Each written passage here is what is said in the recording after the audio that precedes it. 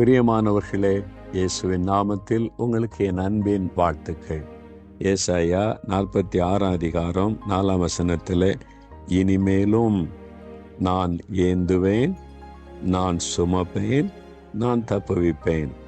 என் மகனே, என் மகளே, இதுவரை நான் நடத்திட்டு வந்தேன்ல, இனிமேலும் நீ சூழ்நிலை பார்க்காத. பொருளாதாரத்தில் அப்படி இருக்க, இப்படி இருக்க, தேசத்தில் அது நடக்க, இது நடக்குது, சுற்றில் இப்படிலாம் நடந்துகிட்டு இருக்கே. நான் உன்னை ஏந்துவேன், நான் உன்னை சுமப்பேன், நான் உன்னை தப்புவிப்பேன் என்று சொல்றார். அவர் ஒரு பக்கம் நமக்கு தகப்பன், இன்னொரு பக்கம் தாய். உங்களை கையில் ஏந்துவாரு, உங்களை சுமப்பார், தப்புவிப்பேன். உங்களுக்கு ஒரு ஆபத்துன்னா தகப்பன் தாயா இருந்தாலும் என் பிள்ளை அப்படின்னு தப்புவிக்க உள்ள நுழைஞ்சிருவாங்கல்ல. அது நெருப்பா இருந்தாலும் சரி, எந்த ஆபத்தா இருந்தாலும் சரி, எனக்கு என்னாலும் பரவாயில்ல, என் பிள்ளை பாதுகாக்கப்படணும்.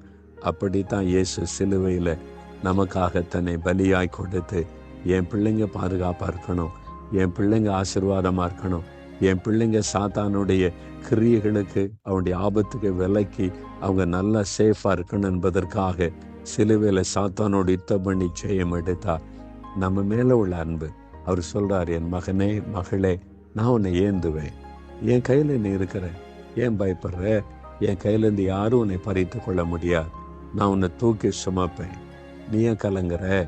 எதிர்காலத்தை குறித்து பயப்படாத, என்ன நடக்குமோ நீ கலங்காத. நான் சுமப்பேன், உன்னை தப்புவிப்பேன். ஏதோ ஒரு ஆபத்தான சூழ்நிலை, என்ன பண்றது நீ கலங்குறியா? நான் உன்னை தப்புவிக்கிற தகப்பனா இருக்கிறேன். பிறகு எதுக்கு நீ பயப்படணும்? பயப்படாத, என் கையை பிடிச்சுக்க, என் கூட நட, என் கூட நடந்து வா, நான் உன்னை தப்புவித்து நடத்துவேன்னு ஆண்டவர் சொல்றார். ஒப்பு கொடுத்துறீங்களா? உங்க கையில என்னை வைத்துக் கொள்ளுங்கப்பா, நீங்க என்னை ஏற்றுக்கொள்ளுங்க அப்படின்னு ஒப்பு கொடுக்குறீங்களா? அழகாய் நடத்துவார். எதுக்கு பயப்படுறீங்க? உலகத்துல எல்லாருடைய அன்பும் மாறி போயிடும். ஏமாத்துவ அன்பு.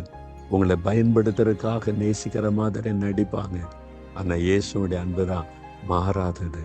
கடைசி வரை தூக்கி சுமந்து உங்களை பாதுகாத்து நடத்துவார். அவர் கையில உங்களுடைய லைஃபை கொடுத்துருங்க, அழகாய் நடத்துவார்.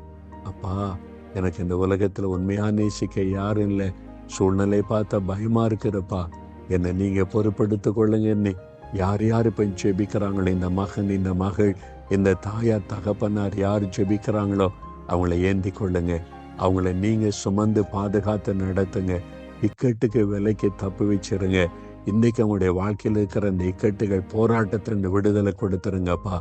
ஆசீர்வாதத்தை அவங்கள மகிழ பண்ணுங்க. இயேசுவின் நாமத்தில் ஜெபிக்கிறேன் பிதாவே. ஆமேன், ஆமேன்.